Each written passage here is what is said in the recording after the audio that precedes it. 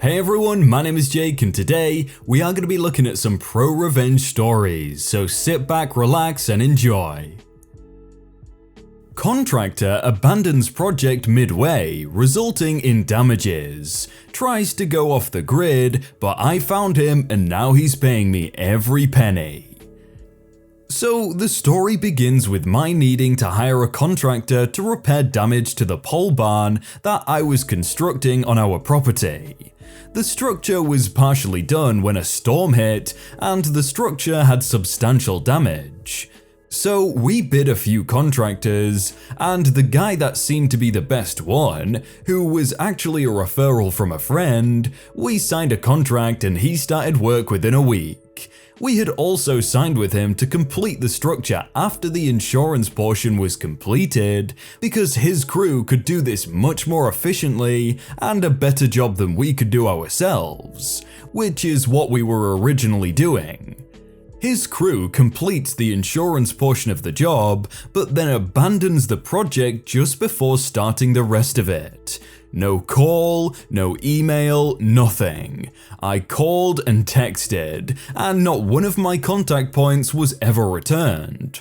At this point, it was late December, and we thought maybe he and his crew had holiday plans, but we would resume right after. Then another windstorm hit, and his crew hadn't braced the partially completed structure correctly, and it almost collapsed again. I tried for 2 weeks to find him. I even drove out to the address on the contract we signed, which ended up being a house on a rural road, next town over. I knocked on the door, seeing his car there. No one answered. I stopped by this house several different times, trying to catch him. The last few times, his car was no longer there, but the work truck of another company was. Wanting to know if he owned the house, I pulled up the tax records for it in the county it was in. Name on the house was not registered to him, so sounds like he rented or at least was staying with a friend. The company info on the truck was registered to someone unrelated and not on the tax records. The tax record showed that the actual taxpayer of the property lived elsewhere.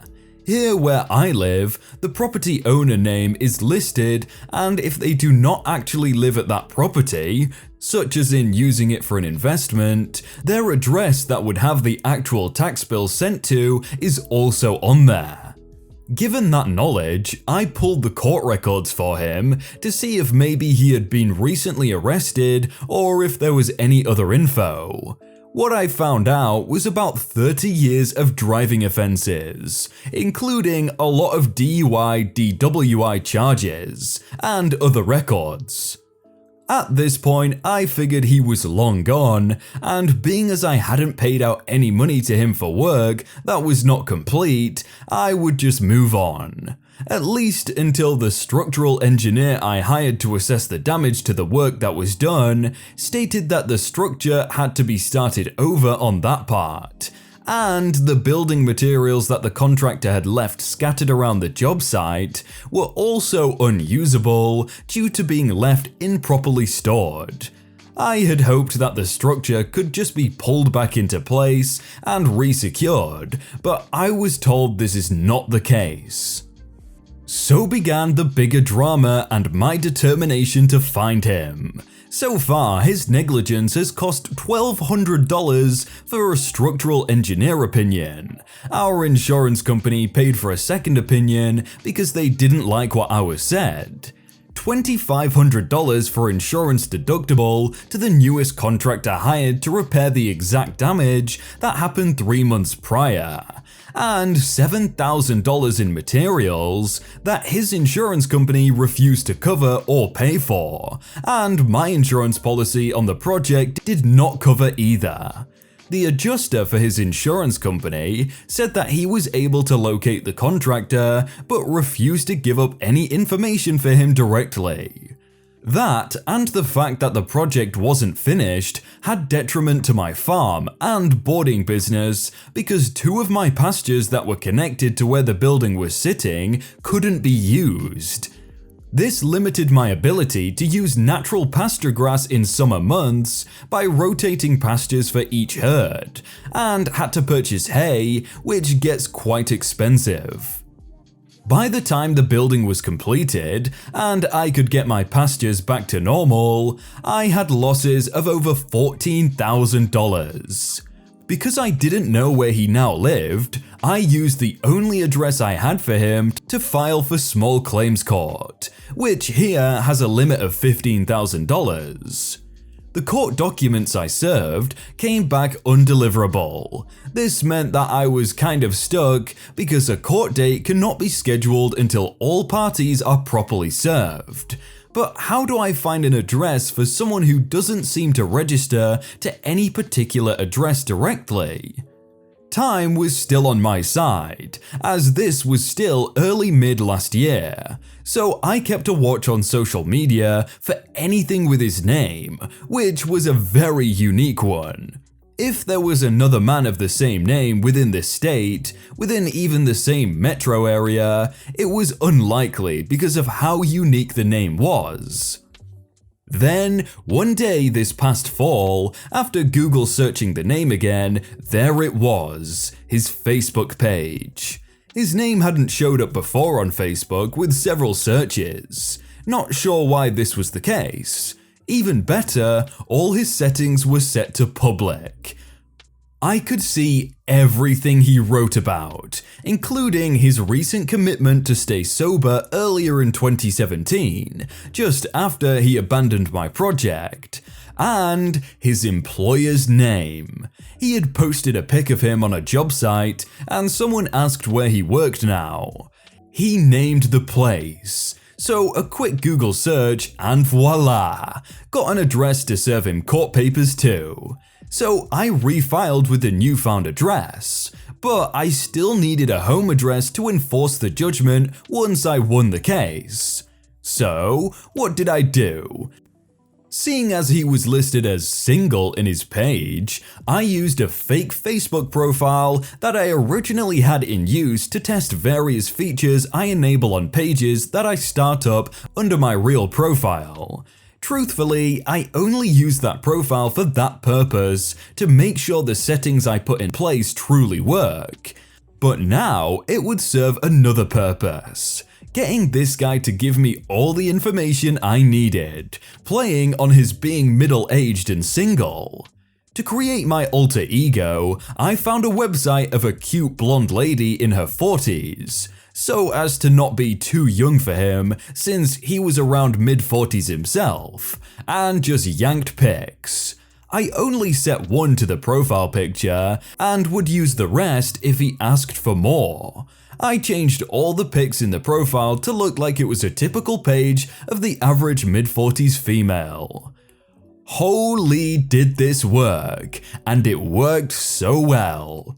I used some information I found on his page to strike up a conversation about stuff stolen out of his work truck in the alley behind his house. Big clue.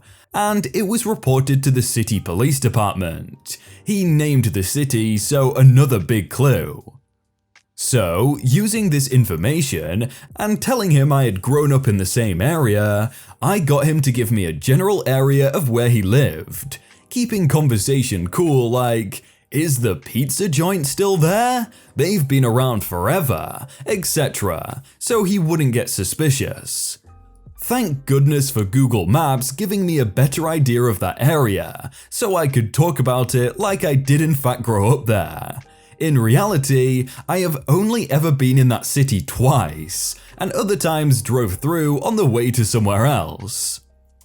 I was able to narrow down the area he talked about, and using that info, I pulled the police report records from that city. There were 3 reports done within the same area on that same day he reported. So using that information, I pulled the county tax records to see who owned the houses.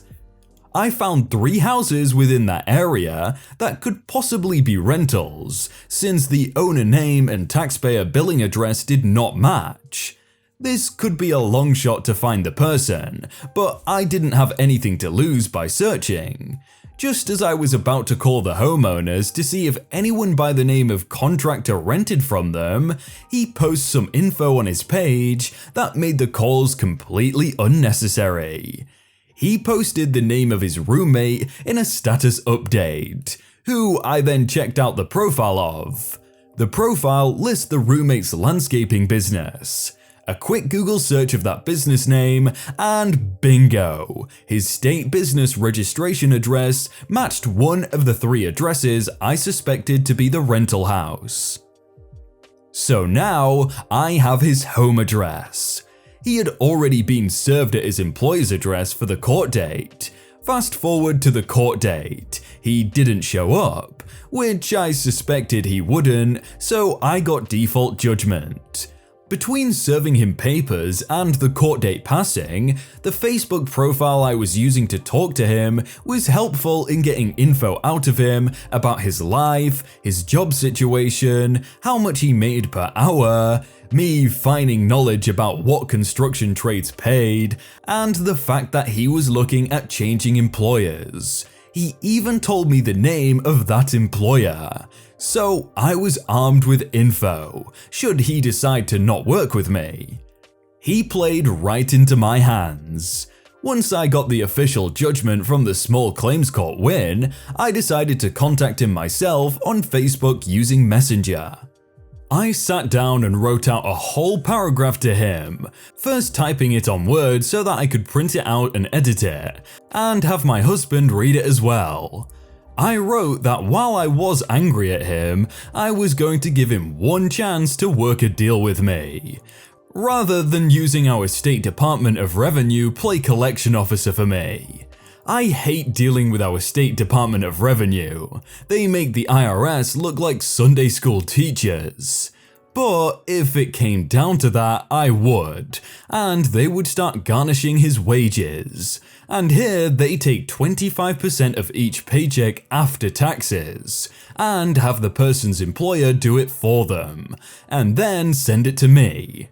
However, I hate letting the state be the middleman because they just complicate things. But I told him straight out that if he refused to work with me directly, I would go to that extreme.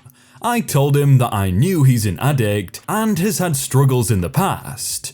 I told him that knowing he has had struggles, I was willing to work with him directly and give him an opportunity to offer a monthly payment amount that works for him and his budget, rather than having the state decide the amount for him.